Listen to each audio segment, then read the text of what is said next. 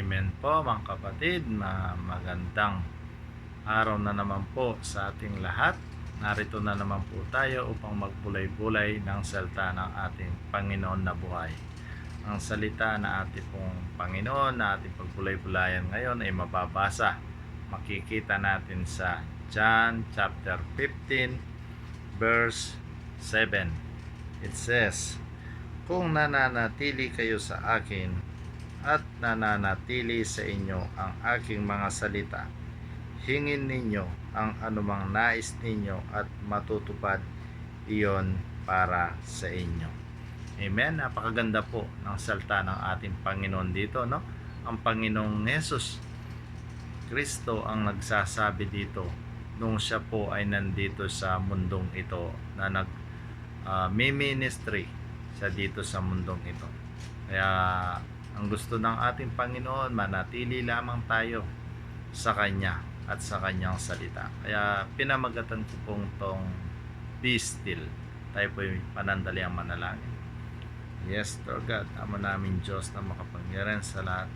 Salamat po muli sa pinagkaloob mo pong araw, oras na ito sa amin upang magbulay-bulay na naman ng iyong salita. Dalangin ko po na kayo po ang kumilos sa amin, Panginoon. Dalangin ko rin po, Panginoon, na gamitin mo lamang ako bilang daluyan ng iyong salita. Itago mo lamang po ako sa iyong likuran, ang makita sa akin ng Panginoong Yesus at marinig sa akin, Panginoon, ng Panginoong Yesus. Ganun din po, anuman ang tangka ng Espiritu na kaway, kinakasout ko na yan, binabanat ko na yan in the name of Jesus. At dalangin ko rin po sa lahat ng makakarinig ng iyong salitang ito, Panginoon, ay pagpalain mo sila kasama ng kanilang mahal sa buhay, Panginoon. At ganun din po, kiniklaim ko na ang katagumpayan, the victory, the banner ng devotion na ito. Pangalan ni Jesus. Amen. Amen. Napaka buti ng ating Panginoon sa kanyang salita sa gabing ito, no, na ating nabasa sa John chapter 15 verse 7. Sabi ng ating Panginoon dito ay dalawang klase yung ini-encourage niya sa atin, yung manatili tayo una sa Kanya, at pangalawa po yung manatili tayo sa Kanyang salita. So paano po tayo mga kapatid mananatili sa ating Panginoong Yesus? Una po, sabi nga po sa Matthew 6:33, "Seek ye first on the kingdom of God and His righteousness, and shall be added unto you." Amen. So sikapin po natin na pagharian tayo ng Diyos sa ating buhay. At pag po tayo nananatili sa ating Panginoong Yesus, kahit anuman pong pagsubok, anuman pong mga trial ang dumating sa ating buhay, ay hindi po tayo matitinag. Kasi po bakit? Kasi siya po yung ating kapangyarihan. Siya po yung ating kalakasan. No, kahit anuman ang tangka ng espiritu ng kaaway, physical man na talagang nagda-doubts tayo, manghihina tayo, pero hindi po mananatili yon, kundi ang mananatili ay ang kalakasan na nagmumula sa Panginoong Yesus na buhay. No? Kasi po mga kapatid, pag wala po tayo sa ating Panginoong Yesus, wala po tayong direction sa buhay. Kung ano-ano po yung ating nagagawa, kung ano-ano po yung mga plano na ating pinaplano, minsan po mga plano na yan na hindi po nagsasucess kasi po hindi po natin pinagkakatiwala ang ating mga plano sa ating Panginoong Yesus. Minsan po nagkakaroon tayo ng problema na hindi natin nasosolve. Lalo po tayong nadadown, nadidepress po tayo, nai-stress po tayo. Kaya dapat po manatili tayo sa ating Panginoong Yesus.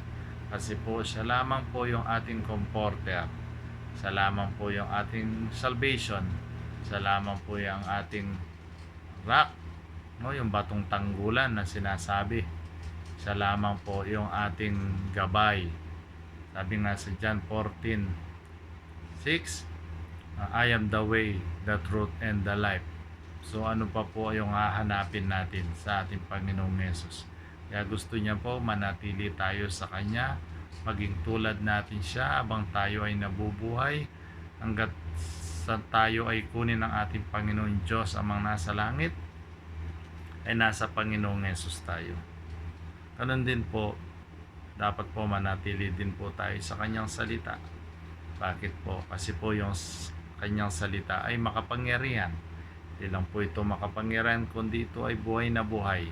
Sa buhay natin mga kapatid, pag wala yung salita ng ating Panginoon, di po natin alam kung ano yung panlaban natin sa gawa ng espiritu ng kaaway. Halimbawa po, pag tayo po ay nanghihina, may problema, pag wala po tayong alam sa salita ng ating Panginoong Yesus, hindi po natin to napangahawakan, wala po tayong masasabi, wala po tayong mailalabas sa ating bibig, wala po yung pangako ng ating Panginoong Yesus na Kanyang sinasabi. Paano po natin ito masasabi sa sarili natin na ang aking Panginoon ang siyang aking tanggulan, ang aking Panginoon ang siyang aking comforter, aking Panginoon ang siyang aking kalakasan, aking Panginoon ang siyang aking pagkain o ang aking buhay. Paano po natin masasabi yan kung hindi po nananatili ang salita ng ating Panginoon sa ating buhay? Kaya mga kapatid, huwag po natin ikahiya ang salita ng ating Panginoon. Kasi po bakit? Kasi anong sabi sa Romans chapter 1 verse 16? Sa John chapter 1 verse 16. Anong sabi po doon? Ay sa Roma chapter 1 verse 16. Anong sabi doon mga kapatid?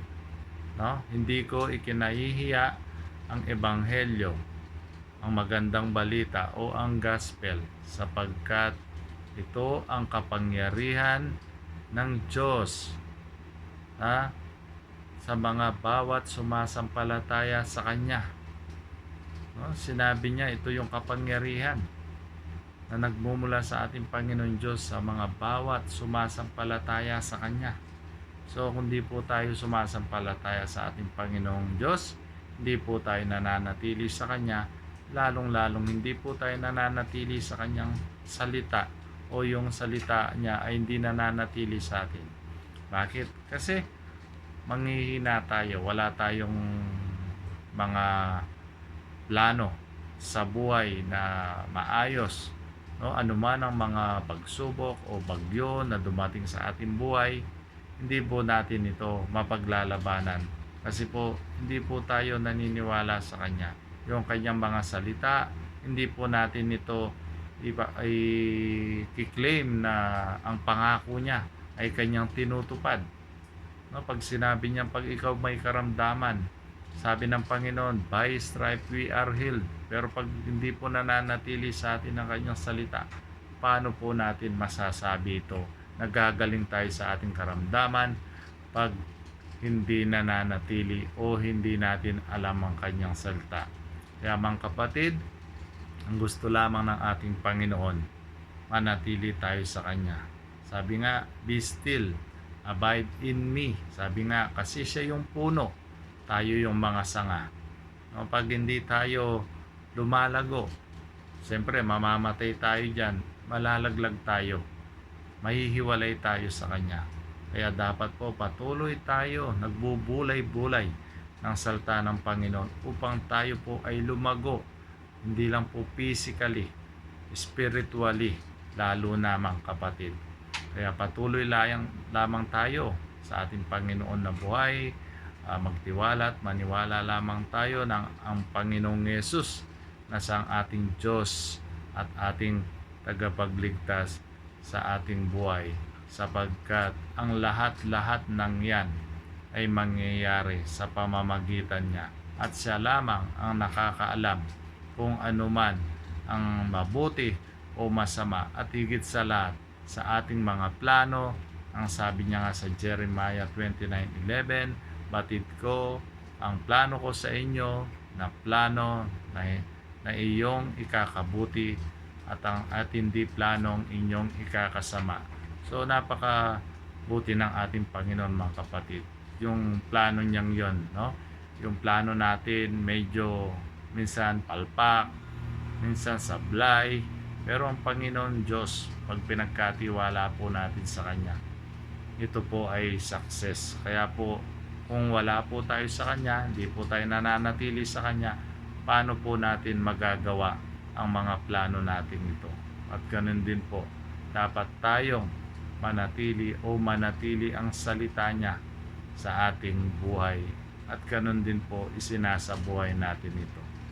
So, maraming po salamat. Ang lahat ng pong ito ay papuri natin sa ating Panginoon na buhay. To God be the glory. Tayo po'y manalangin. Yes, Lord God, Ama naming Diyos, maraming pong salamat po muli sa iyong makapangyarihang salita. Salamat po. Lagi mo kami nire-remind na manatili kami sa inyo at manatili ang iyong salita sa bawat isa sa amin.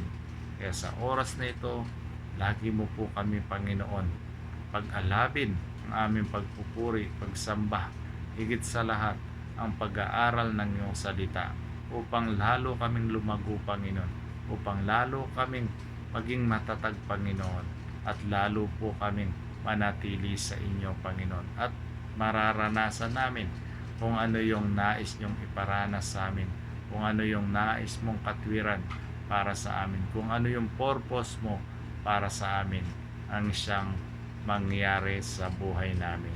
At ganun din po sa iyong mga anak na makakarinig ng iyong salitang ito. Patuloy ko pong itinataas sila kasama ng kanilang mga mahal sa buhay na pagpalain mo sila lagi. At ganun din po ang pakikinig nilang ito ay isang maging daan kung hindi pa sila lubusan nakakakilala sa inyo o kung hindi pa sila nananatili sa inyo, turuan mo po sila, Panginoon. Kaya maraming salamat. Ang lahat ng po yan ay kiniklaim na namin, dinideclare na namin, and decree in the name of Jesus. Hallelujah. Hallelujah. Amen.